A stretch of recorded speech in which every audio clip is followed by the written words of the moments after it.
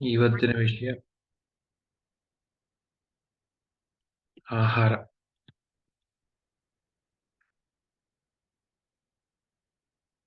ನಾನು ಪ್ರತಿ ಕ್ಲಾಸಲ್ಲೂ ಮೂರೇ ಹೇಳೋದು. ಫಸ್ಟ್ ಧ್ಯಾನ, ಎರಡನೇ ಸಾಧನೆ, ಮೂರನೇದು ಆಹಾರ. ಯಾಕಂದ್ರೆ ಈ ಮೂರು ನಾವು ಸರಿಯಾಗಿ ಮಾಡಿಲ್ಲ ಅಂದ್ರೆ ನಮ್ಮಲ್ಲಿ ಬದಲಾವಣೆ ಕಾಣಿಸಲ್ಲ, ನಮ್ಮಲ್ಲಿ ಪ್ರಗತಿ ಕಾಣಿಸಲ್ಲ. ಎಲ್ಲಿರ್ತೀವಿ ಅಲ್ಲೇ ಇರ್ತೀವಿ ನಾವು. ನಾವು ಎಲ್ಲಿ ನಿನ್ನೆಯಿಂದ ನಿನ್ನೆಗಿಂತೂ ಇವತ್ತು ಬದಲಾವಣೆ ಆಗಿರ್ಬೇಕು, ಇವತ್ತಿಗಿಂತ ನಾಳೆ ಬದಲಾವಣೆ ಆಗಿರ್ಬೇಕು. ಆ ಬದಲಾವಣೆಗೆ, ಆ ಪ್ರಗತಿಗೋಸ್ಕರನೇ ನಾವು ಧ್ಯಾನ ಸಾಧನೆ, ಮೌನ ಸಾಧನೆ, ಸ್ವಾಧ್ಯಾಯ ಸಾಧನೆ, ಸತ್ಸಂಗ ಸಾಧನೆ, ಎಲ್ಲ ಸಾಧನೆ ಯಾಕೆ ಮಾಡ್ತಿದೀವಿ? ಆ ಬದಲಾವಣೆಗೋಸ್ಕರ. ಆತ್ಮದಲ್ಲಿ ಆ ದಿನದಿನಕ್ಕೂ ಜ್ಞಾನ ಹೆಚ್ಚಾಗಬೇಕು, ಎಕ್ಸ್ಪಾಂಡ್ ಆಗ್ಬೇಕು ಕಾನ್ಶಿಯಸ್. ಆತ್ಮ ಜ್ಞಾನ ಹೆಚ್ಚಾದಂಗೆ ಏನಾಗುತ್ತೆ? ಆನಂದ ಜಾಸ್ತಿ ಆಗುತ್ತೆ, ಕ್ಲಾರಿಟಿ ಜಾಸ್ತಿ ಆಗುತ್ತೆ. ಅದು ಜಾಸ್ತಿ ಆಗ್ಬೇಕು. ಕ್ಲಾರಿಟಿ, ಎಲ್ಲಾ ವಿಷಯಗಳಲ್ಲಿ ಕ್ಲಾರಿಟಿ ಎಷ್ಟಾಗುತ್ತೆ ಅಷ್ಟು ಮ್ಯಾಕ್ಸಿಮಮ್ ಕ್ಲಾರಿಟಿ. ಹೆಚ್ಚೆಚ್ಚು ಕ್ಲಾರಿಟಿ ಇದ್ದಷ್ಟು ಏನಾಗುತ್ತೆ? ಆ ಒಂದು ಕನ್ಫ್ಯೂಷನ್ಸು, ಕ್ವಶನ್ಸು, ದುಃಖ ಅಂತಕ್ಕಂಥದ್ದು ದೂರ ಆಗ್ತಾ ಹೋಗುತ್ತೆ.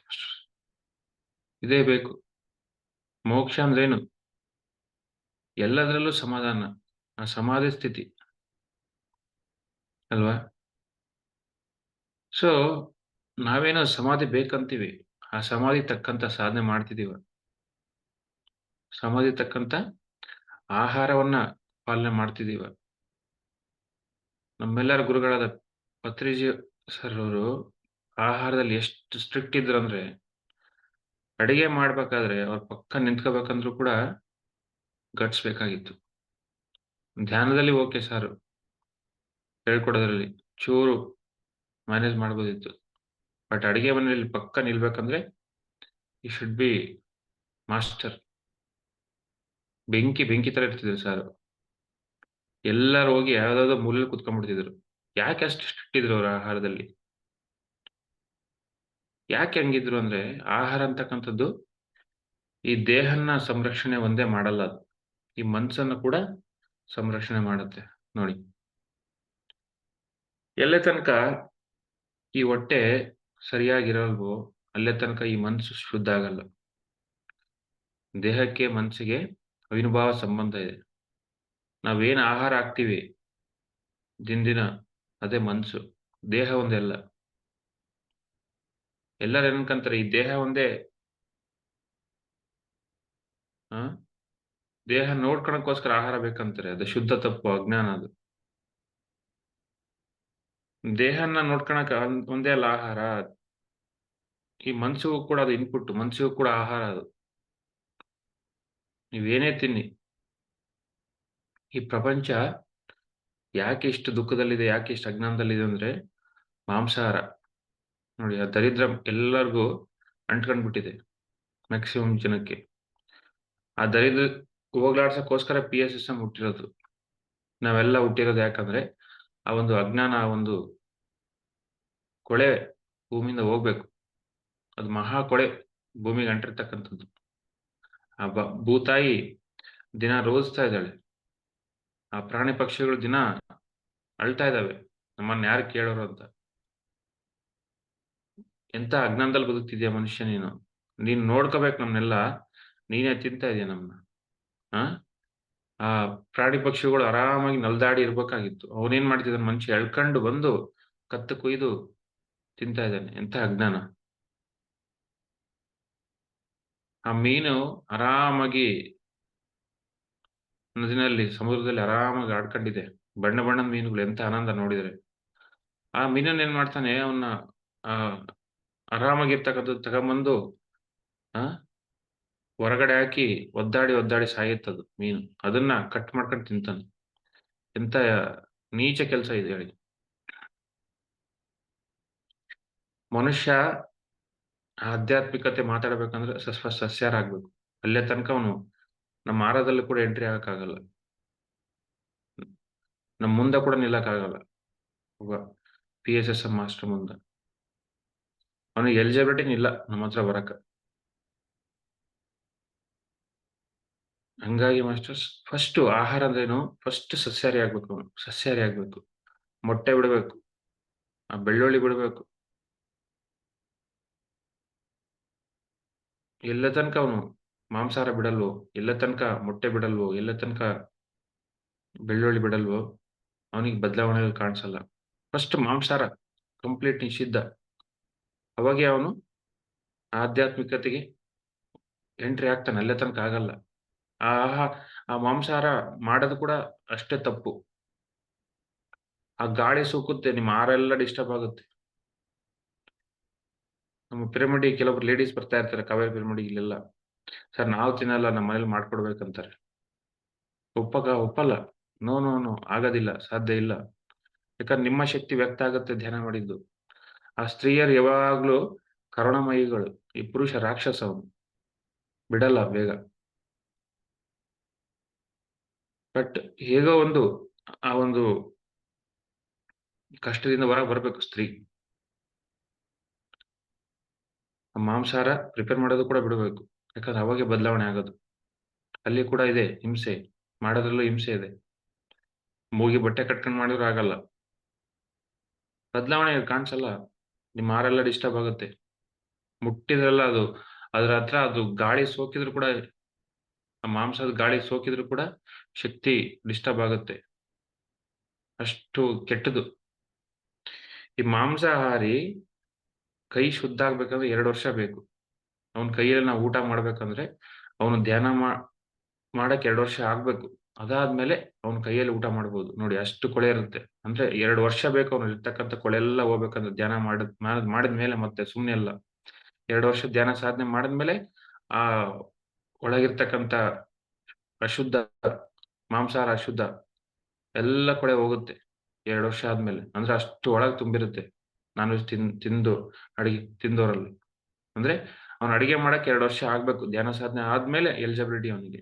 ಇಷ್ಟು ಮಟ್ಟಿಗೆ ಇರುತ್ತೆ. ಪತ್ರಿ ಸರ್ ಹೇಳಿದಾರೆ ಇದನ್ನ. ನೋಡಿ ಮಾಸ್ಟರ್ಸ್, ಒಂದು ಕಡೆ ಮಾಂಸಾಹಾರ ಆದ್ರೆ ಇನ್ನೊಂದು ಏನಂದ್ರೆ, ಆಹಾರದಲ್ಲಿ ಸಸ್ಯಾಹಾರದಲ್ಲೇ ಡಯಟ್ ಕರೆಕ್ಟಾಗಿ ಫಾಲೋ ಮಾಡ್ಬೇಕು. ನಾವೆಲ್ಲ ಎಲ್ಲಿ ಹೋಗ್ತಿದೀವಿ? ಆ ಮೋಕ್ಷ ಮಾರ್ಗಕ್ಕೆ ಹೋಗ್ತಿದೀವಿ. ಆ ಮೋಕ್ಷ ಮಾರ್ಗಕ್ಕೆ ಹೋಗ್ಬೇಕಂದ್ರೆ ಏನು? ಆಹಾರ ನಿಯಮ ವೆರಿ ವೆರಿ ಇಂಪಾರ್ಟೆಂಟ್. ಬೆಳ್ಳುಳ್ಳಿ ತಿನ್ಲೇಬಾರದು. ಅದು ರಾಕ್ಷಸ ಆಹಾರ. ಅದು ರಾಕ್ಷಸರ ಒಂದು ರಕ್ತದಿಂದ ಹುಟ್ಟಿದೆ ಅಂತ ಪುರಾಣಗಳು ಹೇಳ್ತವೆ. ಅದು ಒಂಥರ ಸ್ಪೈ ತರ. ಅದು ಏನ್ ಮಾಡುತ್ತೆ, ತಿಂತಾ ಇದ್ರೆ ಧ್ಯಾನಕ್ಕೆ ದೇಹ ಅಥವಾ ಮನಸ್ಸು ಒಪ್ಪಲ್ಲ ಧ್ಯಾನಕ್ಕೆ. ಅದೇನ್ ಮಾಡುತ್ತೆ, ನಿಧಾನಾಗಿ ಆ ಒಂದು ಅಜ್ಞಾನಕ್ಕೆ, ಆ ಒಂದು ಆ ರಜಸ್ಸು ಗುಣಕ್ಕೆ, ತಾಮಸ ಗುಣಕ್ಕೆ, ಮೇನ್ ಬೆಳ್ಳುಳ್ಳಿ ತಾಮಸ ಗುಣ ಏನ್ ಮಾಡುತ್ತೆ, ಆ ಮಾಂಸಕ್ಕೆ ದಾರಿ ಮಾಡುತ್ತೆ. ಅಥವಾ ತಾಮಸ ಬರ್ತಕ್ಕಂಥ ರಾಕ್ಷಸ ಗುಣಗಳು ಏನಿವೆ ಅವಕ್ಕೆಲ್ಲ ದಾರಿ ಮಾಡುತ್ತೆ ಬೆಳ್ಳುಳ್ಳಿ ಅಂತ. ಅದು ಕೂಡ ತಿನ್ಬಾರ್ದು. ಈ ಮೈಕ್ರೋವೇವ್ ನಲ್ಲಿ ಕೂಡ ಬಿಸಿ ಮಾಡ್ಕೊಂಡು ತಿನ್ಬಾರ್ದು ಆಹಾರ. ಅದು ಕೂಡ ಪಾಯ್ಸನ್ನೇ. ಆ ಎಲೆಕ್ಟ್ರಿಕ್ ವೇವ್ಸ್ ಏನ್ ಮಾಡ್ತವೆ, ಆಹಾರನೆಲ್ಲ, ಆಹಾರ ಇರ್ತಕ್ಕಂಥ ಕ್ವಾಲಿಟೀಸ್ನೆಲ್ಲ ಸಾಯಿಸ್ಬಿಡ್ತವೆ. ಒಂದು ಸತಿ ನಮ್ಮ ಗುರುಗಳು ವೈಜಾಗ್ ಧ್ಯಾನ ಮಹಾಯಜ್ಞದಲ್ಲಿ ಇವೆಲ್ಲ ಹೇಳಿದ್ರು. ಸೊ ಬೆಳ್ಳುಳ್ಳಿ ಬೇಡ, ಫಸ್ಟ್ ಆಫ್ ಆಲ್. ಮಾಂಸಾಹಾರ ಆಹಾರನೆಲ್ಲ ವಿಷ, ಮೊಟ್ಟೆ ಕೂಡ ವಿಷ. ಬೆಳ್ಳುಳ್ಳಿ ಬೇಡ, ಮೈಕ್ರೋ ಓವನ್ಸ್ ಬೇಡ, ಅದರಲ್ಲಿ ಕೂಡ ಇಟ್ಟು ತಿನ್ಬಾರ್ದು. ಎಲೆಕ್ಟ್ರಿಕ್ ವೇವ್ಸ್ ಎಲ್ಲ ಏನ್ ಮಾಡ್ತಾವ, ಫುಡ್ನ ಪಾಯ್ಸನ್ ಮಾಡ್ಬಿಡ್ತವೆ. ಅದು ತಿಂದಾಗ ಏನಾಗುತ್ತೆ, ಈ ದೇಹ ಹಾಳಾಗೋಗುತ್ತೆ. ದೇಹ ಹಾಳಾದ್ರೆ ಮನ್ಸು ಹಾಳಾಗುತ್ತೆ. ಸೊ ನಾನು ಸ್ವಾಮಿ ಶಿವಾನಂದ, ಗ್ರೇಟೆಸ್ಟ್ ಮಾಸ್ಟರ್ ಪತ್ರಿ ಸಾರು, ಎಷ್ಟೋ ವರ್ಷಗಳಿಂದ ಅವ್ರ ಆಶ್ರಮಕ್ಕೆ ಹೋಗ್ತಿದ್ರಂತೆ. ಅವರು ಕೆಲ್ಸದ ಮೇಲೆ ಟೂರಿಗೆ ಹೋದಾಗ ಕೋರಮಂಡಲ್ ಫರ್ಟಿಲೈಸರ್ಸ್ ಅಲ್ಲಿ ನಮ್ಮ ಗುರುಗಳು ಕೆಲಸ ಮಾಡ್ಬೇಕಾದ್ರೆ, ಆ ಕೆಲ್ಸದ ಮೇಲೆ ಹೋಗ್ಬೇಕು ಡೆಲ್ಲಿಗೆ ಹೋಗ್ತಾ ಇದ್ರಂತೆ. ಡೆಲ್ಲಿಗೆ ಹೋದಾಗ ಹಂಗೆ ಋಷಿಕೇಶಕ್ಕೆ ಹೋಗೋರಂತೆ. ಅವ್ರ ಆಶ್ರಮ ಇದೆ ಋಷಿಕೇಶಲ್ಲಿ, ಸ್ವಾಮಿ ಶಿವಾನಂದರ ಆಶ್ರಮ. ಅವಾಗಿಂದ ಅವ್ರು ಪರಿಚಯ ಆದ್ರಂತೆ. ಅವರು ಗ್ರೇಟೆಸ್ಟ್ ಮಾಸ್ಟರ್, ಒಂದು 300 ಬುಕ್ ಬರೆದಿದ್ದಾರೆ. ಅವ್ರ ಬುಕ್ಕು ನಾನು ಸೈನ್ಸ್ ಆಫ್ ಪ್ರಾಣಾಯಾಮ ಓದ್ತಿದ್ದೀನಿ. ಕೊನೆಗೆ ಆ ಮಾಸ್ಟರ್ ಅದ್ಭುತವಾಗಿ ಹೇಳ್ತಾರೆ ಆಹಾರದ ಬಗ್ಗೆ. ಒಂದು ಚಾಪ್ಟರ್, ಒಂದು 5 ಪೇಜ್ ಇದೆ. ಎಂತ ಅದ್ಭುತವಾಗಿ ಹೇಳ್ತಾರಂದ್ರೆ, ಮಾಂಸಾಹಾರನ್ನ ಅವ್ರು ಎಂತ ಕಠಿಣವಾಗಿ ಮಾತಾಡಿದ್ದಾರೆ. ನನಗೆ ತುಂಬಾ ಆನಂದ ಆಗೋಯ್ತು. ಅದ್ಭುತವಾಗಿ ಮಾತಾಡ್ತಾರೆ ಮಾಂಸಾಹಾರದ ಬಗ್ಗೆ. ಸೈಂಟಿಫಿಕ್ ಆಗಿ ಹೇಳ್ತಾರೆ ಅವ್ರು. ಆಹಾರನೇ ಎಲ್ಲ ಅಂತ. ಗೊತ್ತಿಲ್ಲದೆ ಅಜ್ಞಾನದಲ್ಲಿ ತಿಂತಾ ಇದ್ದಾರೆ. ಅದೊಂದು ದೊಡ್ಡ ಮಾರ್ಕೆಟಿಂಗ್ ಅಂತ ಹೇಳ್ತಾರೆ ಅವ್ರು. ಮಾಂಸಾಹಾರ ಅಂತಕ್ಕಂಥದ್ದು. ಅವ್ರು ಹಾಗೆ ಆಹಾರ ನಿಯಮ ಹೇಗೆ ಪಾಲಿಸ್ಬೇಕಂತ ಕೂಡ ಅದ್ಭುತವಾಗಿ ಹೇಳಿದ್ದಾರೆ. ಅತಿಯಾದ ಖಾರ ಬೇಡ, ಅತಿಯಾದ ಹುಳಿ, ಅತಿಯಾದ ಸ್ವೀಟು, ಬ್ಯಾಲೆನ್ಸ್ಡ್ ಆಗಿರ್ಲಿ ದೇಹ. ನೋಡಿ, ದೇಹ 100% ಹೊಟ್ಟೆ ಅಂತಂದ್ರೆ ಅದ್ರಲ್ಲಿ ಅರ್ಧ ಊಟ ಇರ್ಬೇಕು ಅಷ್ಟೇ. ಅರ್ಧನೇ ಊಟ ಇರ್ಬೇಕು. ಕಾಲ್ ಭಾಗ ನೀರಿರ್ಬೇಕು, ಕಾಲ್ ಭಾಗ ಹಂಗೆ ಬಿಡ್ಬೇಕು. ಡೈಜೆಷನ್‌ಗೆ ಇವು ದೇಹದಲ್ಲಿ ವಾತ, ಪಿತ್ತ ಅವೆಲ್ಲ ಇದಾವೆ. ಆ ಅವೆಲ್ಲ ಶುರುವಾಗ್ತವೆ. ಸರಿಯಾಗಿ ಕೆಲಸ ಮಾಡ್ಬೇಕಾದ್ರೆ ಆಹಾರ ಅಷ್ಟೇ ಇರ್ಬೇಕು. ಅರ್ಧ ಇರ್ಬೇಕು ಅಷ್ಟೇ ಹೊಟ್ಟೆನಲ್ಲಿ ಆಹಾರ. ಮಿಕ್ಕಿದ ಅರ್ಧ ನೀರು. ಮಿಕ್ಕಿದ ಕಾಲ್ ಭಾಗ ಖಾಲಿ ಬಿಟ್ಟಿರ್ಬೇಕು. 75% ಮಾತ್ರ ತುಂಬಿರ್ಬೇಕು. ಮಿಕ್ಕಿದ್ದು 25% ಖಾಲಿ ಇರ್ಬೇಕು. ಹಿಂಗಿರ್ಬೇಕು ಊಟ. ಅದಾದ್ಮೇಲೆ ಹಣ್ಣು, ತರಕಾರಿಗಳು, ನೀರು, ಹ್ಮ್ ದೇಹನ ಯಾವಾಗ್ಲೂ ಗಮನಿಸ್ತಾ ಇರ್ಬೇಕು ನಾವು. ಗಮನಿಸೋಕೆ ಅಂದ್ರೆ ಏನು? ದೇಹನ ಗಮನಿಸ್ಬೇಕು ಯಾವಾಗ್ಲೂ. ಏನಾಗ್ತಿದೆ? ಯಾಕಂದ್ರೆ ಈ ಸಾಧನೆಗೆ ಇದು ಈ ದೇವಾಲಯ ಅಂತಕ್ಕಂಥ ದಾರಿ ಮಾಡ್ತಿದೆ ಅಲ್ವಾ ಮಾಸ್ಟರ್ಸ್? ನೋಡಿ, ಸಾಧನೆಗೆ ಎಷ್ಟು ಸಹಕಾರ ಮಾಡುತ್ತೆ. ಈ ಎಂಜಾಯ್ಮೆಂಟ್‌ಗೆ ಎಷ್ಟು ಸಹಕಾರ ಮಾಡುತ್ತೆ ದೇಹ. ಏನೇ ನೋಡ್ಬೇಕಂದ್ರು, ಏನೇ ಮಾತಾಡ್ಬೇಕಂದ್ರು, ಏನೇ ಕೇಳ್ಬೇಕಂದ್ರು ಇದೆಲ್ಲ ಜ್ಞಾನ ಕೇಳ್ತಿದ್ದೀವಿ. ಎಲ್ಲಿಂದ ಕೇಳ್ತಿದ್ವಿ? ದೇಹ ಸಹಕಾರ ಮಾಡ್ತಿದೆ. ಹಂಗಾಗಿ ದೇಹನ ಯಾವಾಗ್ಲೂ ಆ ದೇವಾಲಯ ತರ ನೋಡ್ಕೋಬೇಕು. ಸ್ವಚ್ಛವಾಗಿ ನೋಡ್ಕೋಬೇಕು ದೇಹನ. ಈ ಸ್ವಚ್ಛವಾಗಿ ಎಷ್ಟು ದೇಹ ಸ್ವಚ್ಛವಾಗಿರುತ್ತೆ ಅಷ್ಟು ಸ್ವಚ್ಛ ಇರುತ್ತೆ ಮನ್ಸು. ನಾನು ಇಲ್ಲ ಸರ್, ನಾನು ಧ್ಯಾನಂದ ಮಾಡ್ತೀನಿ. ನಾನು ಆಹಾರ ನಿಯಮ ಪಾಲಿಸಲ್ಲ ಅಂತಂದ್ರೆ 0 ಮಾರ್ಕ್ಸ್. ಬದಲಾವಣೆ ಇಲ್ಲ ನಿಮಗೆ. ಆಹಾರ ನಿಯಮ ಎಲ್ಲೇ ತನಕ ಪಾಲಿಸಲ್ವೋ, ಅಲ್ಲೇ ತನಕ ನಮ್ಮಲ್ಲಿ ಬದಲಾವಣೆಗಳಾಗಲ್ಲ. ಮೇಲೆ ಬರಲ್ಲ ನಾವು. ಅಲ್ಲೇ ಇರ್ತೀವಿ ನಾವು. ಎಲ್ಲಿದ್ದು ಗೊಂದಲ, ಎಲ್ಲಿದ್ದು ಕೊಳೆ ಅಲ್ಲೇ ಇರುತ್ತೆ. ಆ ಕೊಳೆ ಅಂತಕ್ಕಂಥದ್ದು ಹೋಗಲ್ಲ. ಮುಂದೆ ಹೋಗಲ್ಲ ನಾವು. ಹಾಗಾಗಿ ಅವರು ಎಲ್ಲ ಹೇಳ್ತಾರೆ. ಈ ಆಹಾರನ ಸ್ಟ್ರಿಕ್ಟ್ ಆಗಿ ಫಾಲೋ ಮಾಡಿ. ಅವಾಗ ನಿಮ್ಮಲ್ಲಿ ಏನಾಗುತ್ತೆ, ಆ ಎನರ್ಜೀಸ್ ಕುಂಡಲಿನಿ ಅಂತಕ್ಕಂಥದ್ದು, ಕುಂಡಲಿನಿ ಎನರ್ಜಿ ಏನ್ ಶಕ್ತಿ ಇದೆಯಲ್ಲ, ಆ ಶಕ್ತಿ ಅಂತಕ್ಕಂಥದ್ದು ಮೇಲ್ಮುಖವಾಗಿ ಆಗುತ್ತೆ. ದಿನ ದಿನಕ್ಕೂ ಬೆಳೆಯುತ್ತೆ ಶಕ್ತಿ. ಬೆಳೆದು ನಿಮ್ಮ ಚಕ್ರಾಸ್ ಎಲ್ಲ, ಇಯರ್ ಚಕ್ರಾಸ್ ಎಲ್ಲ ಆಕ್ಟಿವೇಟ್ ಆಗ್ತವೆ. ಅವಾಗ ಈಗ ಹೆಚ್ಚೆಚ್ಚು ಆ ಎನರ್ಜಿ ಬೆಳೆದಷ್ಟು ಏನಾಗುತ್ತೆ, ಕಾನ್ಶಿಯಸ್ ಅಂತಕ್ಕಂಥದ್ದು ಎಕ್ಸ್ಪಾಂಡ್ ಆಗುತ್ತೆ. ಮನಸ್ಸು ಕೆಲಸ ಕಡಿಮೆ ಮಾಡಿ ಆತ್ಮ ಕೆಲಸ ಮಾಡುತ್ತೆ. ಆತ್ಮ ಪ್ರಜ್ವಲಿಸುತ್ತೆ. ಮಲಗಿದ್ದ ಆತ್ಮ ಎದ್ದೇಳುತ್ತೆ. ಹ್ಮ್. ಅದಾದ್ಮೇಲೆ ನೋಡಿ, ಈ ಹೊಟ್ಟೆ ಎಷ್ಟು ಖಾಲಿ ಇರುತ್ತೆ ಅಷ್ಟು ಮನ್ಸು ಖಾಲಿ ಇರುತ್ತೆ. ಹೊಟ್ಟೆ ತುಂಬಿದಾಗ ಮನ್ಸು ಮತ್ತೆ ಆಲೋಚನೆಗಳು ಜಾಸ್ತಿ ಇರುತ್ತೆ. ಗಮನಿಸಬೇಕಂದ್ರೆ ನಾವು ಹುಣ್ಣಿಮೆ ದಿನದಲ್ಲಿ ಎಷ್ಟು ಹೇಳ್ತೀನಿ ನಾನು. ನಮ್ಮ ಕಾವೇರಿ ಪಿರಮಿಡ್ ಬಂದು ಮಲಗ್ತಾರೆ. ಯಾಕಂದ್ರೆ ಆಹಾರ ಸರಿ ಪಾಲಿಸಲ್ಲ. ಮಲಗಕ್ಕೆ ಕಾವೇರಿ ಪಿರಮಿಡ್ ಆಗ್ಬೇಕು, ಮನೆನೇ ಸಾಕಲ್ವಾ? ನೋಡಿ, ಒಂದು ದಿನ ತ್ಯಾಗ ಮಾಡಕ್ ರೆಡಿ ಇಲ್ಲ ಅಂತ ನಾವೆಂತ ಮಾಸ್ಟರ್ಸ್? ನಾವೆಲ್ಲಿದ್ದೀವಿ ಅಲ್ವಾ? ನಾನು ನೆಕ್ಸ್ಟ್ ಒಂದು ವಚನ ಹೇಳ್ತೀನಿ. ಅಕ್ಕಮಹಾದೇವಿ ಆ ತಾಯಿ ಎಂತ ಅದ್ಭುತವಾಗಿ ಹೇಳಿದ್ದಾರೆ ನೋಡಿ. ಒಂದು ದಿನ ತ್ಯಾಗ ಮಾಡಕ್ ರೆಡಿ ಇಲ್ಲ ಅಂತಂದ್ರೆ ನಾವೆಂತ ಮಾಸ್ಟರ್ಸ್? ತಿಂತಾ ಇದೀವಿ. ಒಂದು ದಿನ 30 ದಿನದಲ್ಲಿ 29 ದಿನ ತಿಂದಿ. ಒಂದಿನ ಮೌನ, ಒಂದು ದಿನ ಉಪವಾಸ ಮಾಡಿ, ಒಂದಿನ ಮೌನ ಮಾಡಿ. ದೊಡ್ಡ ಮಾತಾಡ್ತಾರೆ. ಕರ್ಮ ಅಂತೆ, ಏನೇನೋ ಅಂತಾರೆ. ಬಟ್ ಆಹಾರ ನಿಯಮ ಇಲ್ಲ. ನನ್ ಬಾಯಿಂದ ಏನ್ ಬರ್ತಿದೆ ಅದ್ ತಕ್ಕಂಗೆ ನಾನು ಜೀವಿಸ್ತಾ ಇದೀನಿ ನಾನು.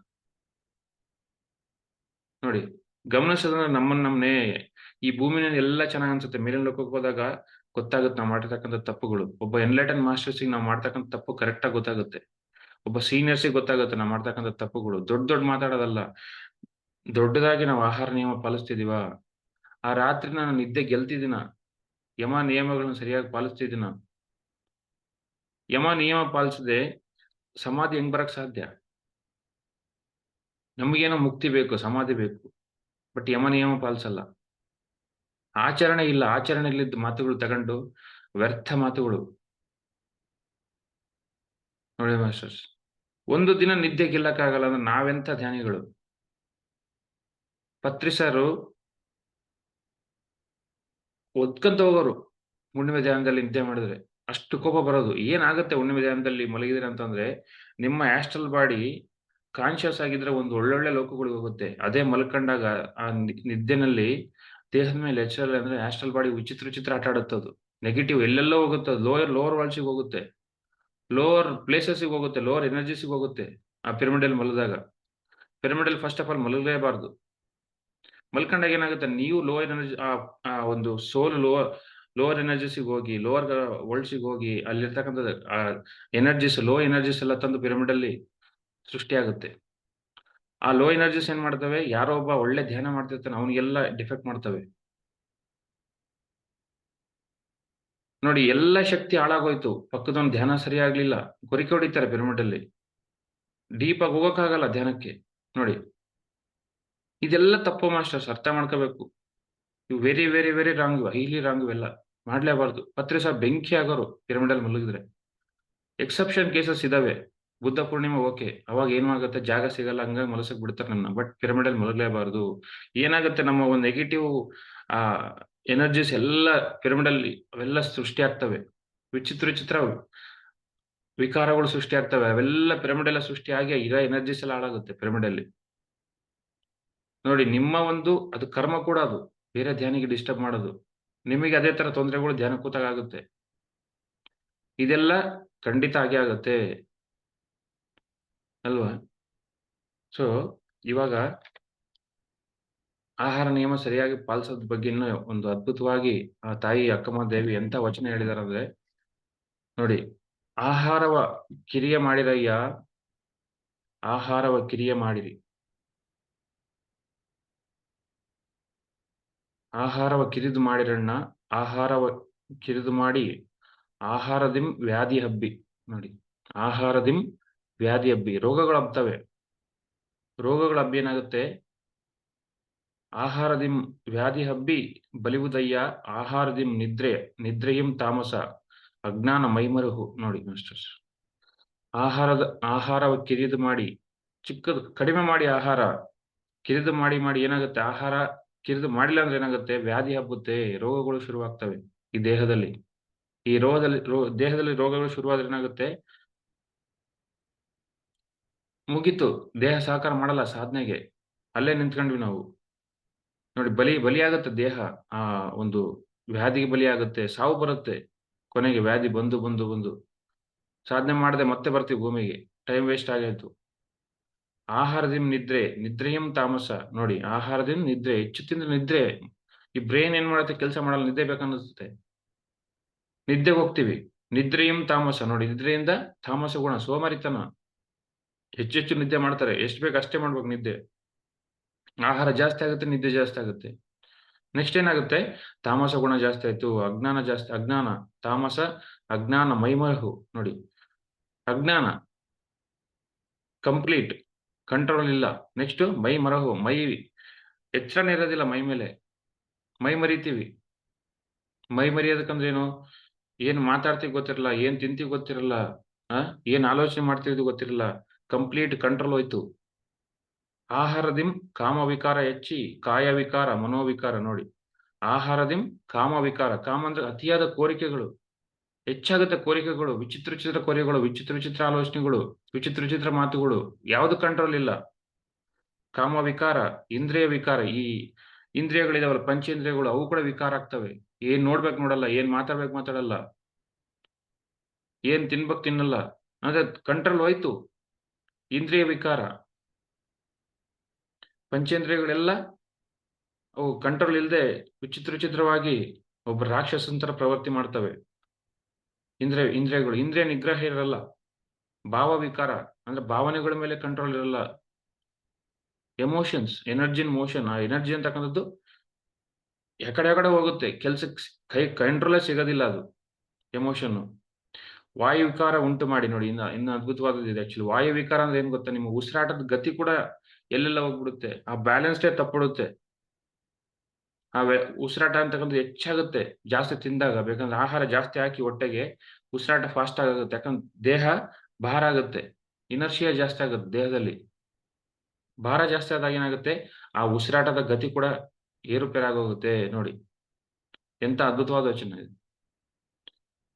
ವಾಯುವಿಕಾರ ಉಂಟು ಮಾಡಿ ಸೃಷ್ಟಿಗೆ ತಗುದಾದ ಕಾರಣ, ಕಾಯದ ಅತಿಪೋಷಣ ಬೇಡ. ನೋಡಿ, ವಾಯುವಿಕಾರ ಉಂಟು ಮಾಡುತ್ತೆ ಮಾಡಿ, ಈ ಸೃಷ್ಟಿಯಿಂದ ಈ ದೇಹ ಬಂದಿದೆ, ಆ ಸೃಷ್ಟಿ ಕೂಡ ಅಡ್ಡಿ ಆಗುತ್ತೆ ನಿನ್ ದೇಹ. ನಿನ್ನ ಭಾವನೆಗಳು, ನಿನ್ನ ಆಲೋಚನೆಗಳು, ನಿನ್ನ ಅಜ್ಞಾನ, ಇಂದ್ರಿಯ ವಿಕಾರ, ಭಾವವಿಕಾರ ಸೃಷ್ಟಿಗೆ ಹಾಳು ಮಾಡುತ್ತೆ. ಆ ಸೃಷ್ಟಿಕರ್ತೆಗೆ ನೀನು ಅಪೋಸ್ ಮಾಡ್ದಂಗೆ, ಸೃಷ್ಟಿಕರ್ತೆಗೆ ನೀನು ಮೋಸ ಮಾಡ್ದಂಗೆ. ದೇಹ ಕೊಟ್ಟಿದ್ದನ್ನ ಸರಿಯಾಗಿ ಪಾಲಿಸಿಲ್ಲ. ನೋಡಿ, ಕಾಯದ ಅತಿ ಪೋಷಣೆ ಬೇಡ, ಅತಿ ಪೋಷಣೆ ಮೃತ್ಯುವೆಂದುದು. ನೋಡಿ, ಕಾಯನ ಅತಿ ಪೋಷಣೆ ಮಾಡ್ತಿರ್ತಾರೆ, ಅತಿಯಾಗಿ ರೆಡಿ ಆಗ್ತಾರೆ, ಅತಿಯಾಗಿ ಕೆಮಿಕಲ್ಸ್ ಹಾಕ್ತಾರೆ ದೇಹಕ್ಕೆ. ಅದು ಕೂಡ ತಪ್ಪೇ. ನೋಡಿ, ಕೆಮಿಕಲ್ಸ್ ಹಾಕ್ಬಾರ್ದು ದೇಹಕ್ಕೆ. ಕಾಯದ ಅತಿ ಪೋಷಣೆ ಬೇಡ. ತುಂಬಾ ದೇಹನ ನೋಡ್ಕೊಂತ ಇರ್ತಾರೆ. ದೇಹ ಹಂಗ್ ಸುಂದರವಾಗಿರ್ಬೇಕು, ಹಿಂಗ್ ಸುಂದರವಾಗಿರ್ಬೇಕು. ತಿನ್ನೋದೊಂದ್ ಕಡೆ ಆದ್ರೆ ದೇಹನ ಆ ತುಂಬಾ ಕೇರ್ ಮಾಡೋದು ದೇಹನೇ ಅಲ್ಲ. ಅತಿ ಪೋಷಣೆ ಬೇಡ. ಒಂದ್ ಸಣ್ಣ ವಿಷಯಕ್ಕೂ ತಲೆ ಕೆಡ್ಸ್ಕೊಂತಿರ್ತದೆ, ದೇಹ ಏನಾಗ್ಬಿಡುತ್ತಂತ. ಅಜ್ಞಾನ, ಯಾಕಂದ್ರೆ ಧ್ಯಾನ ಇರಲ್ಲ. ಒಂದ್ ಸಣ್ಣ ತಲೆನೋವು ಬಂದ್ರೆ ಮಾತ್ರ ತಗೊಂತಿರ್ತಾರೆ. ಸ್ವಲ್ಪ ಸ್ಟಮಕ್ ಅಪ್ಸೆಟ್ ಆದ್ರೆ ಮಾತ್ರ ತಗೊಂತಿರ್ತಾರೆ. ಮನೆಯಲ್ಲೇ ಮದ್ದುಗಳು ಇರ್ತಾವೆ, ಅವನ್ನ ತಿಂದ್ಬಿಟ್ಟು ಅಥವಾ ಉಪವಾಸ ಮಾಡಿ ಸರಿ ಮಾಡ್ಕೋಬಹುದು. ಅತಿಯಾದ ಪೋಷಣೆ ದೇಹ. ಅತಿ ಪೋಷಣೆ ಮೃತ್ಯುವೆಂದುದು. ನೋಡಿ, ಅತಿ ಪೋಷಣೆ ಮಾಡೋದು ಏನಾಗುತ್ತೆ, ಮೃತ್ಯು ಬರುತ್ತೆ, ಸಾವು ಬರುತ್ತೆ. ಜಪ ತಪ ಧ್ಯಾನ ಧಾರಣ ಪೂಜೆಗೆ ಸೂಕ್ಷ್ಮದಿಂ ತನು ಮಾತ್ರವಿದ್ದರೆ ಸಾಲದೆ ತನುವ ಪೋಷಿಸುವ ಆಸೆ. ನೋಡಿ, ಜಪ ತಪ ಅವೆಲ್ಲ ಮಾಡ್ಬೇಕು, ನಾವೆಲ್ಲ ಮಾಡ್ಬೇಕು. ಧ್ಯಾನ ಮಾಡ್ಬೇಕು, ಧ್ಯಾನ ಸಾಧನೆ ಮಾಡ್ಬೇಕು, ಸ್ವಾಧ್ಯಾಯ ಸಾಧನೆ ಮಾಡ್ಬೇಕು. ಎಲ್ಲಾ ಜ್ಞಾನ ಪಡಿಬೇಕಂದ್ರೆ ಏನ್ ಮಾಡ್ಬೇಕು? ತನು ಇಲ್ಲಾಂದ್ರೆ ಏನಾಗುತ್ತೆ, ದೇಹ ಇಲ್ಲಾಂದ್ರೆ ಏನಾಗುತ್ತೆ? ಜಪ ತಪ ಧ್ಯಾನ ಧಾರಣ ಪೂಜೆಗೆ ಸೂಕ್ಷ್ಮದಿಂ ತನು ಮಾತ್ರವಿದ್ದರೆ ಸಾಲದೆ ತನುವ ಪೋಷಿಸುವ ಆಸೆ ಯತಿತ್ವಕ್ಕೆ ವಿಘ್ನವೆಂದುದು. ಯತಿತ್ವ ನೋಡಿ, ಆ ಒಂದು ಹೈಯರ್ ನಾಲೆಡ್ಜ್ ಬೇಕು, ಅಥವಾ ನಾವೇಂತೀವಿ ಇಂಟ್ಯೂಷನ್ಸ್ ವರ್ಕ್ ಆಗ್ಬೇಕು, ಹೈಯರ್ ಮಾಸ್ಟರ್ ಜೊತೆ ಕನೆಕ್ಟ್ ಆಗ್ಬೇಕು, ಹೈಯರ್ ವರ್ಲ್ಡ್ಸ್ ಕನೆಕ್ಟ್ ಆಗ್ಬೇಕಂದ್ರೆ ಏನಾಗುತ್ತೆ, ಈ ದೇಹ ಅತಿಯಾದ ಪೋಷಣೆ ಮಾಡಿದ್ರೆ ಏನಾಗುತ್ತೆ, ಏನು ಗೊತ್ತಾಗೋದಿಲ್ಲ. ಆ ಪರ ಏನು ಗೊತ್ತಾಗೋದಿಲ್ಲ, ಬೇರೆದೇನು ಗೊತ್ತಾಗೋದಿಲ್ಲ. ಬರೀ ಇಲ್ಲೇ ಇರ್ತೀವಿ, ದೇಹದಲ್ಲಿ ಇರ್ತೀವಿ, ಮನಸ್ಸಲ್ಲೇ ಇರ್ತೀವಿ.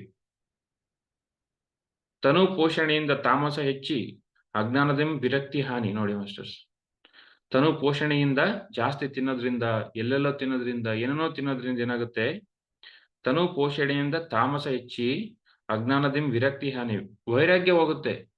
ಅಂದ್ರೆ ಆ ದೇಹದಲ್ಲೇ ಇರ್ತೀವಿ ನಾವು, ದೇಹದಲ್ಲಿ ಇದ್ಬಿಟ್ಟು ಆ ದೇಹನೇ ನಾವು ಅನ್ಕೊಂಡು ಬದುಕ್ತಾ ಇರ್ತೀವಿ. ಒಂದು ಪಶು ತರ.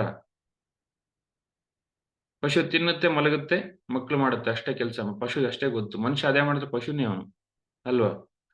ಹಂಗಾಗಿ ತನು ಪೋಷಣೆಯಿಂದ ತಾಮಸ ಹೆಚ್ಚಿ ಅಜ್ಞಾನದಂ ವಿರಕ್ತಿ ಹಾನಿ, ವೈರಾಗ್ಯ ಬರ್ಬೇಕು. ಯಾಕೆ? ಈ ದೇಹ ನಾನು ಯಾರು, ನಾನು ಆತ್ಮ ಪದಾರ್ಥ ಅಂತಕ್ಕಂಥ ಒಂದು ಆನಂದ ಸ್ಥಿತಿಯಲ್ಲಿ, ಒಂದು ಜ್ಞಾನ ಸ್ಥಿತಿಯಲ್ಲಿ ನಾವು ಬದುಕಬೇಕು. ಹಂಗಾಗಿ ವೈರಾಗ್ಯ ಬೇಕು.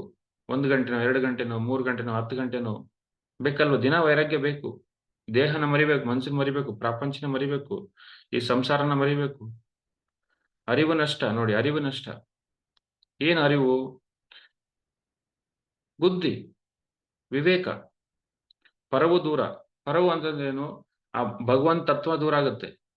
ನೋಡಿ, ನಿಲಕ್ಕೆ ನಿಲವಿಲ್ಲದ ಕಾರಣ ಚನ್ನಮಲ್ಲಿಕಾರ್ಜುನ ನೊಲಿಸ ಬಂದ ಕಾಯದ ಕೆಡಿಸದೆ ಉಳಿಸಿಕೊಳ್ಳಿರಯ್ಯ ಅಂತ ಹೇಳ್ತಾರೆ. ನಿರಕ್ಕೆ ನಿಲ್ಲದ ಅಂದ್ರೆ ಯಾವುದಕ್ಕೂ ಕಂಟ್ರೋಲ್ ಇರಲ್ಲ. ಎಲ್ಲಿ ಕೂಡ ನಮ್ಮ ಒಂದು ಭಾವನೆಗಳು, ಮಾತುಗಳು, ಆಲೋಚನೆಗಳು ಎಲ್ಲವೂ ಕೂಡ ಕಂಟ್ರೋಲ್ ತಪ್ತವೆ. ಆ ಕಂಟ್ರೋಲ್ ತಪ್ಪಬಾರ್ದು ಅಂತ ಹೇಳ್ತಾರೆ ಅವರು. ಕಾರಣ ಚನ್ನಮಲ್ಲಿಕಾರ್ಜುನ ನೊಲಿಸ ಬಂದ ಕಾಯದ ಕೆಡಿಸದೆ ಉಳಿಸಿಕೊಳ್ಳಿರಯ್ಯ ಅಂತ ಹೇಳ್ತಾರೆ. ನೋಡಿ, ಅವರು ಬೇಡ್ಕಂತಿದ್ದಾರೆ ಅವರು. ಆ ಭಗವಂತ ಕೊಟ್ಟಿದ್ದಾನೆ ದೇಹ, ಸೃಷ್ಟಿ ಕೊಟ್ಟಿದೆ, ನೇಚರ್ ಕೊಟ್ಟಿದೆ. ಆ ದೇಹನ ಉಳಿಸ್ಕೊಳ್ಳಿ, ಚೆನ್ನಾಗಿ ಉಳಿಸ್ಕೊಂಡು ಧ್ಯಾನ ಸಾಧನೆ ಮಾಡಿ. ಧಾರಣ ನೋಡಿ, ನೋಡಿ ಮಾಸ್ಟರ್ಸ್, ಮತ್ತೊಂದ್ಸರಿ ಓದ್ತೀನಿ ಇದನ್ನ. ಎಂತ ಅದ್ಭುತವಾದ ವಚನ. ಆಹಾರವ ಕಿರಿದು ಮಾಡಿರಣ್ಣ, ಆಹಾರವ ಕಿರಿದು ಮಾಡಿ ಆಹಾರದಿಂ ವ್ಯಾಧಿ ಹಬ್ಬಿ ಬಲಿವುದಯ್ಯ. ಆಹಾರದಿಂ ನಿದ್ರೆ, ನಿದ್ರೆಯಿಂ ತಾಮಸ, ಅಜ್ಞಾನ ಮೈಮರಹು, ಅಜ್ಞಾನದಿಂ ಕಾಮವಿಕಾರ ಹೆಚ್ಚಿ ಕಾಯವಿಕಾರ, ಮನೋವಿಕಾರ, ಇಂದ್ರಿಯ ವಿಕಾರ, ಭಾವವಿಕಾರ. ಎಂತೆಂಥ ವಿಕಾರಗಳು ನೋಡಿ. ವಾಯುವಿಕಾರ ಉಂಟು ಮಾಡಿ ಸೃಷ್ಟಿಗೆ ತಗುದಾದ ಕಾರಣ ಕಾಯದ ಅತಿ ಪೋಷಣೆ ಬೇಡ, ಅತಿ ಪೋಷಣೆ ಮೃತ್ಯುವೆಂದುದು. ಜಪ ತಪ ಧಾರಣ ಪೂಜೆಗೆ ಸೂಕ್ಷ್ಮದಿಂ ತನು ಮಾತ್ರವಿದ್ದರೆ ಸಾಲದೆ ತನುವ ಪೋಷಿಸುವ ಆಸೆ ಯತಿತ್ವಕ್ಕೆ ವಿಘ್ನವೆಂದುದು.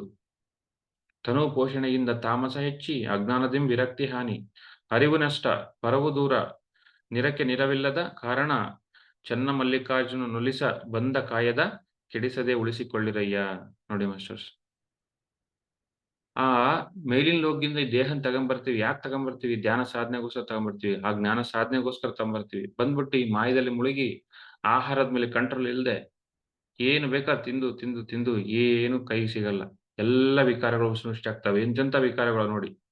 ಕಾಮ ವಿಕಾರ, ಇಂದ್ರಿಯ ವಿಕಾರ, ಅತಿಯಾದ ಕೋರಿಕೆಗಳು ನೋಡಿ, ಅತಿಯಾದ ಆಲೋಚನೆಗಳು,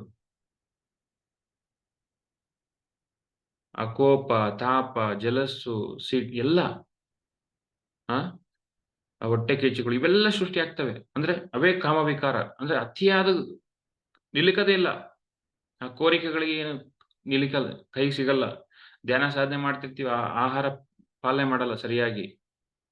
ನೋಡಿ, ಕಾಮವಿಕಾರ ಹೆಚ್ಚಾಗುತ್ತೆ. ಕಾಯ ವಿಕಾರ, ಈ ದೇಹದಲ್ಲಿ ವಿಚಿತ್ರ ಚಿತ್ರ ಅಂದ್ರೆ ದೇಹ ಕಂಟ್ರೋಲೇ ಸಿಗಲ್ಲ. ವಿಚಿತ್ರ ಚಿತ್ರ ರೋಗಗಳು ಬರ್ತವೆ ದೇಹದಲ್ಲಿ. ಕಾಯ ವಿಕಾರ, ಮನೋವಿಕಾರ, ಮನಸ್ಸು ವಿಕಾರವಾಗುತ್ತೆ. ನೆಗೆಟಿವ್ ಆಲೋಚನೆಗಳು, ನೆಗೆಟಿವ್ ಥಾಟ್ಸು.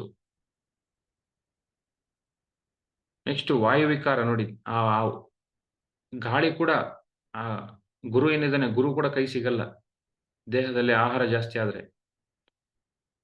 ಅಂದ್ರೆ ಉಸಿರಾಟ ಎಕ್ಕಡೆ ಹೋಗುತ್ತೆ. ಆ ಬ್ಯಾಲೆನ್ಸ್ ಇರಲ್ಲ. ಚಂದ್ರನಾಡಿ, ಸೂರ್ಯನಾಡಿ ಅಂತ ಹೇಳ್ತೀವಲ್ಲ ನಾವು.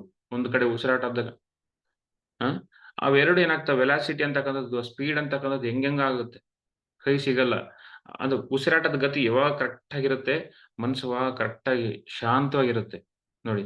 ಅದು ಏನಾಗುತ್ತೆ, ಆಹಾರ ನಿಯಮ ಸರಿಯಾಗಿ ಪಾಲಿಸಿಲ್ಲ ಅಂದ್ರೆ ವಾಯು ವಿಕಾರ ಕೂಡ ಆಗುತ್ತೆ. ವಾಯು ಕೂಡ ಕೈ ಸಿಗಲ್ಲ. ಆ ಗುರು ಕೂಡ ಎಲ್ಲೋ ಗುರುನ ಮರ್ತು ಬಿಡ್ತೀವಿ ನಾವು, ಆಹಾರ ಸರಿಯಾಗಿಲ್ಲ ಅಂದ್ರೆ. ನೋಡಿ ಮಾಸ್ಟರ್ಸ್, ಇಷ್ಟಿಷ್ಟು ವಿಕಾರಗಳು ಸೃಷ್ಟಿ ಆಗ್ತವೆ ನಮ್ಮಲ್ಲಿ. ಹಾಗಾಗಿ ಆಹಾರ ನಿಯಮ ಪಾಲಿಸಿ. ಪತ್ರಿ ಸರ್ ಮೆಣಸಿನಕಾಯಿ ಬಳಸ್ತಾನೆ ಇರಲಿಲ್ಲ. ಮೆಣಸೇ ಬಳಸೋರು ಯಾವಾಗ್ಲೂ. ಖಾರ ಖಾರ ಜಾಸ್ತಿ ಆದ್ರೆ ಏನಾಗುತ್ತೆ, ಈ ಹೊಟ್ಟೆ ಕೈ ಸಿಗಲ್ಲ. ಮನ್ಸು ಕೂಡ ಅತಿಯಾದದ್ದು ಎಕ್ಕಡೆ ಹೋಗುತ್ತೆ. ಮೆಣಸು ಚೆನ್ನಾಗಿ ಬಳಸೋರು. ಅತಿಯಾದ ಹುಳಿ ಯಾವತ್ತೂ ಬಳಸ್ತಿರ್ಲಿಲ್ಲ ಸಾರು ಯಾವತ್ತು. ಆಹಾರ ಯಾವಾಗ್ಲೂ ಫ್ರೆಶ್ ಆಗಿ ತಿನ್ಬೇಕು. 3 ದಿನದ ಸಾಂಬಾರ್ ಮಾಡಬಾರ್ದು. 3 ದಿನ ಅದೇ ಸಾಂಬಾರ್ ತಿಂತಿರ್ತಾರೆ ಫ್ರಿಡ್ಜ್ ಅಲ್ಲಿ ಇಟ್ಟು. ತಾಮಸ ಗುಣ ಜಾಸ್ತಿ ಆಗುತ್ತೆ. ಎಷ್ಟು ಆಹಾರ ಫ್ರೆಶ್ ಆಗಿರುತ್ತೆ ಅಷ್ಟು ಮನ್ಸು ಫ್ರೆಶ್ ಆಗಿರುತ್ತೆ. ಬಿಸಿ ಬಿಸಿ ತಿನ್ಬೇಕು ಯಾವಾಗ್ಲೂ. ಅಂದ್ರೆ ಅಷ್ಟು ಆಕ್ಟಿವ್ ಇರುತ್ತೆ ಮನ್ಸು, ಫ್ರೆಶ್ ಆಗಿ ಬಿಸಿಯಾಗಿ ತಿಂದ್ರೆ ಆಹಾರನ. ಸಾರು ಯಾವತ್ತೂ ತಣ್ಣನ್ ತಿಂತಾನೆ ಇರ್ಲಿಲ್ಲ. ನನಗೆ ಏನಾದ್ರೂ ಮಾಡ್ಕೊಡಿ, ಬಿಸಿದ್ ಮಾಡ್ಕೊಡಿ ಫಸ್ಟ್ ಅಂತಿದ್ರು ಸಾರು. ಯಾಕೆ ಅಂತಂದ್ರೆ ಅಷ್ಟು ಚುರುಕಾಗಿರುತ್ತೆ, ಮೊಬ್ಬಾಗಲ್ಲ ದೇಹ. ಎಲ್ಲನೂ ಕೂಡ ಆಹಾರನೇ ನೋಡಿ. ಇಂಥ ಅದ್ಭುತವಾದ ವಚನ 12ನೇ ಶತಮಾನದಲ್ಲಿ ಹೇಳಿದ್ದಾರೆ. ಯಾಕೆ ಬಂತು, ಏನ್ ಸಾರ್ಥಕ? ವಚನಗಳೆಲ್ಲ ನೋಡ್ತಿದ್ದಾರೆ, ಬಟ್ ಯಾರು ಫಾಲೋ ಮಾಡ್ತಿಲ್ಲ. ಸುಮ್ನೆ ವಚನಗಳು ಅಷ್ಟೇ, ಧೂಳ ಹಿಡಿತಿದ್ದ ವಚನಗಳೆಲ್ಲ. ಯಾಕಂದ್ರೆ ಧ್ಯಾನ ಇಲ್ಲ ನೋಡಿ. ನೋಡಿ, ಅತಿಯಾದ ಖಾರ. ಪತ್ರಿ ಸರ್ ಹೇಳೋರು, ಹಿಂಗ್ ಖಾರ ತಿಂದ್ರೆ ನೀವ್ ಯಾವಾಗ ಧ್ಯಾನ ಮಾಡ್ತೀರಿ? ಸಾರು ಈ ರಾಯಲಸೀಮೆ ಕಡೆ ಪ್ರಚಾರಕ್ಕೆ ಹೋಗೋರು, ಕರ್ನೂಲು ಆ ಕಡೆ ಪ್ರಚಾರಕ್ಕೆ ಹೋದ್ರೆಲ್ಲ ಸಾರು ಏನ್ ತಿಂತಾನೆ ಇರ್ಲಿಲ್ಲಂತೆ. ಮಜ್ಜಿಗೆನ್ನ ತಿನ್ನೋರಂತೆ. ಅಂದ್ರೆ ಅಷ್ಟು ಖಾರ ತಿಂತಾರಲ್ಲಿ. ಹಂಗಾಗಿ ಅಷ್ಟು ಕೋಪ, ಅಷ್ಟು ತಾಪಗಳಲ್ಲೆಲ್ಲ, ಅಷ್ಟು ರಾಕ್ಷಸ ಗುಣ ನೋಡಿ. ಟೇಸ್ಟಿಗೆ ದಾಸರ ಆಗ್ಬಾರ್ದು, ನಾಲಿಗೆ ದಾಸರ ಆಗ್ಬಾರ್ದು ನಾವು ಯಾವಾಗ್ಲೂ. ನಾಲಿಗೆ ದಾಸರ ಆದ್ರೇನು, ಇನ್ನೂ ನಮಗೆ ಮಾಯ ಹೋಗಿಲ್ಲ ಅಂತ. ಓಕೆ, ಟೇಸ್ಟ್ ಬೇಕು, ಯಾವಾಗೋ ಒಂದು 6 ತಿಂಗಳಿಗೆ ಒಂದ್ಸಲ ಹೋಗಿ. ಅದು ಬಿಟ್ಟು ದಿನ ತಿಂದ್ರೆ, ವಾರದಲ್ಲಿ 3 ದಿನ ಪಾನಿಪುರಿ ತಿಂದ್ರಿ ಅಂದ್ರೆ, ದಿನ ಖಾರ ತಿಂತೀನಿ, ವಾರದಲ್ಲಿ ಹೊರಗ್ ತಿಂತೀನಿ ಅಂತಂದ್ರೆ 3 ದಿನ. ಇನ್ನು ನಮಗೆ ಆ ಯೋಗ ಬೇಕಿಲ್ಲ ಅಂತ, ಇನ್ನೂ ಧ್ಯಾನ ಬೇಕಿಲ್ಲ ಅಂತ, ಇನ್ನೂ ಮೋಕ್ಷ ಬೇಕಿಲ್ಲ ಅಂತ, ಇನ್ನೂ ಸಮಾಧಿ ಬೇಕಿಲ್ಲ ಅಂತ. ಸಮಾಧಿ ಬೇಕಂದ್ರೆ ತಕ್ಕಂತ ಸಾಧನೆ ತಿಳ್ಕೊಳ್ಳಿ ಮಾಸ್ಟರ್. ತಕ್ಕಂತ ಸಾಧನೆ ಎಲ್ಲ ಸಾಧನೆ. ಈ ಆಹಾರ ನಿಯಮ ಸಾಧನೆ, ಎಲ್ಲ ಸಾಧನೆ. ಸಾಧನೆ ಇಲ್ಲದ್ರೆ ಏನು ಬರಲ್ಲ. ನಾನು ಬುಕ್ಸ್ ಓದ್ತೀನಿ, ಧ್ಯಾನ ಮಾಡ್ತೀನಿ, ಆಹಾರ ನಿಯಮ ಪಾಲಿಸಲ್ಲ, ಎಲ್ಲೆಲ್ಲ ತಿಂತೀನಿ ಅಂದ್ರೆ 0 ಮಾರ್ಕ್ಸ್, ಮತ್ತೆ ಪ್ರಗತಿ ಇಲ್ಲ. ಹಂಗಾಗಿ ಆಹಾರ ನಿಯಮ ಸರಿಯಾಗಿ ಪಾಲಿಸಿ. ಪತ್ರಿ ಸರ್ ಎಷ್ಟು ಚೆನ್ನಾಗಿ ಮಾಡೋರು ಅಡಿಗೆ ಅಂದ್ರೆ, ಖಾರ ಉಪ್ಪು ಎಷ್ಟು ಬೇಕು ಅಷ್ಟೇ ಇರೋದು. ಸುಮ್ನೆ ಟೇಸ್ಟಿಗೆ ಒಂದ್ ಸ್ವಲ್ಪ ಅಷ್ಟೇ. ಎಂತ ಟೇಸ್ಟ್ ಇರೋದು ಅಡಿಗೆ. ಆ ಅಡಿಗೆಗೆ ಎಲ್ರೂ ಕೂಡ ಒಪ್ಕೊಂಡು ಅಂತ ಅಡಿಗೆ ಮಾಡ್ಕೋಬೇಕು ಎಲ್ಲರೂ. ತರಕಾರಿಗಳು ದೊಡ್ಡದಾಗಿ ಕಟ್ ಮಾಡೋರು. ತರಕಾರಿಗಳು ತಿಂದ್ರೆ ಬಾಯಲ್ಲಿ ಇಟ್ಕೊಂಡ್ರೆ ಎಂತ ಆನಂದ ಆಗೋದು, ಎಂತ ಟೇಸ್ಟ್ ಇರೋದು, ಎಷ್ಟು ಅದ್ರಲ್ಲಿ ಶಕ್ತಿ ಇರೋದು. ಚೆನ್ನಾಗಿ ಧ್ಯಾನ ಮಾಡಿ ಅಡಿಗೆ ಮಾಡಿದ್ರೆ ಮನೇಲಿ ಎಲ್ಲರೂ ಕೂಡ ತಿಂತಾರೆ. ತಿಂದು ಏನಾಗುತ್ತೆ, ಅವರು ಕೂಡ ಧ್ಯಾನಿಗಳಾಗ್ತಾರೆ. ಹೆಣ್ಮಕ್ಳಿಗೆ ಕೆಲಸ ಮಾಡ್ಬೇಕು. ಧ್ಯಾನ ಮಾಡಲ್ಲ ನಮ್ ಗಂಡಂದ್ರು ಅಂದ್ರೆ, ಧ್ಯಾನ ಮಾಡಿ ಒಳ್ಳೊಳ್ಳೆ ಟೇಸ್ಟ್ ಮಾಡ್ಕೊಡಿ. 5 ಸ್ಟಾರ್ಸ್ ಟೇಸ್ಟ್ ಅಂತಿದ್ರು ಪತ್ರಿ ಸಾರು. ನೋಡಿ ಆ ಟೇಸ್ಟ್ ಮಾಡ್ಬೇಕು ಅಡಿಗೆ. ಒಳ್ಳೆ ಭಕ್ತಿಯಿಂದ ಮಾಡಿದ್ರೆ ಅಡಿಗೆ ಟೇಸ್ಟ್ ಆಗುತ್ತೆ. ಆ ಅಡಿಗೆ ತಿಂದವನು ಸಹಜವಾಗಿ ಬಂದು ಧ್ಯಾನ ಕೂತ್ಕೊಂತಾನೆ. ನಿಮ್ಮ ಪಕ್ಕನೇ ಬಂದು ಕೂತ್ಕೊಂತಾನೆ. ಆ ಕೋಪ, ತಾಪಗಳು ಕಡಿಮೆ ಆಗ್ತವೆ ಮನೇಲಿ. ಜಗಳಗಳು ಕಡಿಮೆ ಆಗ್ತವೆ. ಡಿಫರೆನ್ಸ್‌ಗಳು ಕಡಿಮೆ ಆಗ್ತವೆ. ಆಹಾರದಿಂದನೇ ಸ್ಟಾರ್ಟ್ ಆಗುತ್ತೆ ಅದೆಲ್ಲ. ಒಳ್ಳೆ ಟೇಸ್ಟ್ ಮಾಡ್ಬೇಕು ಅಡಿಗೆ. ಭಕ್ತಿಯಿಂದ ಮಾಡ್ಬೇಕು. ಅವಾಗೇನಾಗುತ್ತೆ ಇವೆಲ್ಲ ಹೋಗ್ತವೆ. ನೆಗೆಟಿವ್ ಥಾಟ್ಸ್‌ಗಳು, ನೆಗೆಟಿವ್ ಆಲೋಚನೆಗಳು, ನೆಗೆಟಿವ್ ಮಾತುಗಳು ಆಹಾರದಲ್ಲೇ ಕಟ್ ಆಗ್ತವೆ. ಯಾಕಂದ್ರೆ ಆಹಾರನೇ ಎಲ್ಲದಕ್ಕೂ ಕೂಡ ಇನ್‌ಪುಟ್ ಅದು. ಅಲ್ಲೇ ಎಲ್ಲ ತುಂಬ್ತಾ ಇದೀವಿ ನಾವು ಆಹಾರದಲ್ಲೇ. ಅಡಿಗೆ ಮನೆಯಲ್ಲೇ ಇದೆ ಎಲ್ಲ ಧ್ಯಾನ. ಆ ಪಾತ್ರೆನಲ್ಲೇ ಇದೆ ಧ್ಯಾನ. ಅಲ್ವಾ ಮಾಸ್ಟರ್ಸ್? ಈ ಯುದ್ಧಗಳು ಯಾಕೆ ಆಗ್ತಿದಾವೆ ಅಂದ್ರೆ ತಟ್ಟೆ ಸರಿ ಇಲ್ಲ. ತಟ್ಟೆಲಿ ಮಾಂಸ ಇದೆ. ಹಂಗಾಗಿ ಯುದ್ಧ ಆಗ್ತಿದಾವೆ. ತಟ್ಟೆಲಿ ಸಸ್ಯಾಹಾರ ಬಂದ್ರೆ ಆ ಯುದ್ಧಗಳು ನಿಲ್ತವೆ. ನೋಡಿ, ಇದೇ ಹೇಳೋದು. ಇದನ್ನ ವೆಸ್ಟರ್ನ್ ಮಾಸ್ಟರ್ ಹೇಳ್ತಾರೆ.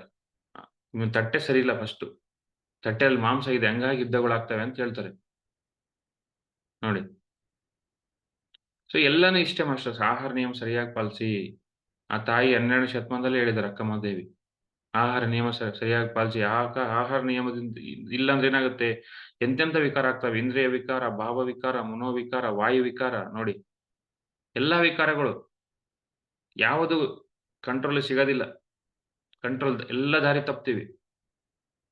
ಹಂಗಾಗಿ ಆಹಾರ ನಿಯಮ ಪ್ರತಿ ಕ್ಷಣ ನಾನು ಹೊಟ್ಟೆಲಿ ಏನ್ ಹಾಕ್ಕಂತಿದ್ದೀನಿ, ಈ ಭಗವಂತಗೆ ಏನ್ ಕೊಡ್ತಿದ್ದೀನಿ ನಾನು. ಭಗವಂತನ ಏನ್ ಮಾಡ್ತೀವಿ? ಏನೇನೋ ಹಾಕ್ಬಿಟ್ಟು ಆ ಭಗವಂತ ತತ್ವನ್ನೇ ದೂರ ಮಾಡ್ಬಿಡ್ತೀವಿ. ಭಗವಂತನ ಏನ್ ಮಾಡ್ತೀವಿ? ರಾಕ್ಷಸ ಮಾಡ್ತೀವಿ. ನೋಡಿ ಭಗವಂತಗೆ ರಾಕ್ಷಸಿಗೆ ಎಷ್ಟು ಡಿಫರೆನ್ಸ್ ಇದೆ. ಆ ರಾಮಗೆ ರಾವಣಗೆ ಎಷ್ಟು ಡಿಫರೆನ್ಸ್ ಇದೆ. ರಾವಣ ರಾಕ್ಷಸ, ರಾಮ ಭಗವಂತ. ಅಂತ ಭಗವಂತ ಈ ದೇಹ. ಹಂಗಂದ್ಮೇಲೆ ಆ ದೇಹನ ಸರಿಯಾಗಿ ನೋಡ್ಕೋಬೇಕು. ಏನ್ ಹಾಕ್ತಿವಿ ದೇಹದಲ್ಲಿ ನೋಡಿ. ನಾನು ಏನ್ ತಿಂತಾ ಇದ್ದೀನಿ? ಏನ್ ಕುಡಿತಾ ಇದ್ದೀನಿ? ಪ್ರಜ್ಞೆ ಎಲ್ಲಿ ಕುಡಿತಾ ಇದ್ದೀನಿ? ಯಾರ ಕೈಯಿಂದ ಕುಡಿತಾ ಇದ್ದೀನಿ? ಯಾರ ಮನೇಲಿ ತಿಂತಾ ಇದ್ದೀನಿ? ಯಾಕಂದ್ರೆ ಭಗವಂತಗೆ ಆಗ್ತಿದ್ದೀನಿ ನಾನು. ರಾಕ್ಷಸಗೆ ಆಗ್ತಿಲ್ಲ. ಹಂಗಿದ್ದಾಗ ಏನು? ಎಚ್ಚರ, ಎಚ್ಚರ, ಎಚ್ಚರ. ಪ್ರತಿಯೊಂದು ಆಹಾರ ಏನ್ ಕೊಡ್ತಿದೀವಿ ದೇಹಕ್ಕೆ ಎಚ್ಚರ. ಸರಿಯಾಗಿ ಆಹಾರ ನಿಯಮ ಪಾಲಿಸ್ಬಿಟ್ರೆ 50% ಧ್ಯಾನ ಬಂದ್ಬಿಡುತ್ತೆ. ಒಬ್ಬ ಯೋಗಿ ಕೈಯಲ್ಲಿ ತಿಂದ್ರೆ 50% ಧ್ಯಾನ ಸಿದ್ಧಿಸೇ ಬಿಡುತ್ತೆ. ಇನ್ನೂ ಒಬ್ಬ ಸೇವೆ ಮಾಡ್ತಕ್ಕಂಥ ಮಾಸ್ಟರ್ ಕೈಯಲ್ಲಿ ತಿಂದ್ರೆ ನೋಡಿ ಇನ್ನೂ ಜಾಸ್ತಿ ಪರ್ಸೆಂಟೇಜ್. ನಮ್ಮ ಧ್ಯಾನ ಮಹಾಯಜ್ಞದಲ್ಲಿ ಎಷ್ಟು ಟೇಸ್ಟ್ ಇರುತ್ತೆ ಅಡಿಗೆ. ಯಾಕಂದ್ರೆ ಅಲ್ಲೆಲ್ಲ ಯೋಗಿಗಳು ಮಾಡ್ತಾರೆ ಅಡಿಗೆ. ಅಂತ ಒಂದು ಶಕ್ತಿ ಜಾಗದಲ್ಲಿ ಭೂಮಿ ಮೇಲೆ ಹೈಯೆಸ್ಟ್ ಎನರ್ಜಿ ಸ್ಪಾಟ್ ಅದು ಕಡ್ತಾಲ್. ಅಂತ ಜಾಗದಲ್ಲಿ ಅಡಿಗೆ ಮಾಡಿದಾಗ ಅಷ್ಟು ಟೇಸ್ಟ್ ಇರುತ್ತೆ. ಪ್ಲಸ್ ಎಲ್ಲ ಮಾಡೋರೆಲ್ಲ ಧ್ಯಾನಿಗಳು. ಎಷ್ಟೆಷ್ಟೋ ಧ್ಯಾನ ಮಾಡಿ ಧ್ಯಾನ ಶಕ್ತಿಯಿಂದ ಆ ಅಡಿಗೆ ಮಾಡ್ತಾರೆ. ಹಾಗಾಗಿ ಇವನ್ನೆಲ್ಲ ಪಾಲಿಸಿ ಮಾಸ್ಟರ್ಸ್. ನೋಡಿ, ನಾವೇನು ಮಾಡ್ತಿದೀವಿ ಗಮನಿಸಿ ಆಕ್ಚುಲಿ. ನಿಮ್ಮಲ್ಲಿ ಆಹಾರ ಪದ್ಧತಿ ಸರಿ ಮಾಡ್ಕೊಳ್ಳಿ. ನೋಡಿ ಬದಲಾವಣೆ. ನಾನು ಗಮನಿಸಿದ್ದೀನಿ ಅದನ್ನ. ಗಮನಿಸಿ ನಾನು ಧ್ಯಾನನೇ ಮಾಡಲ್ಲ ಕಡಿಮೆ. ಟೈಮ್ ಇಲ್ಲ ನನಗೆ. ಬಟ್ ಆಹಾರ ನಿಯಮ ಸರಿಯಾಗಿ ಪಾಲಿಸಿದಾಗ ಏನಾಗುತ್ತೆ? ಆ ಶಕ್ತಿ ಹಂಗೆ ಉಳಿಯುತ್ತೆ. ಹೋಗಲ್ಲ ಶಕ್ತಿ. ನೋಡಿ. ಸೊ, ಇವನ್ನೆಲ್ಲ ಫಾಲೋ ಮಾಡಿ ನನಗೆ ಹೇಳಿ ಆಮೇಲೆ. ಅದೇ ಜ್ಞಾನ ಎಲ್ಲ ಹಂಚ್ಕೊಳ್ಳೋಣ ನೆಕ್ಸ್ಟ್.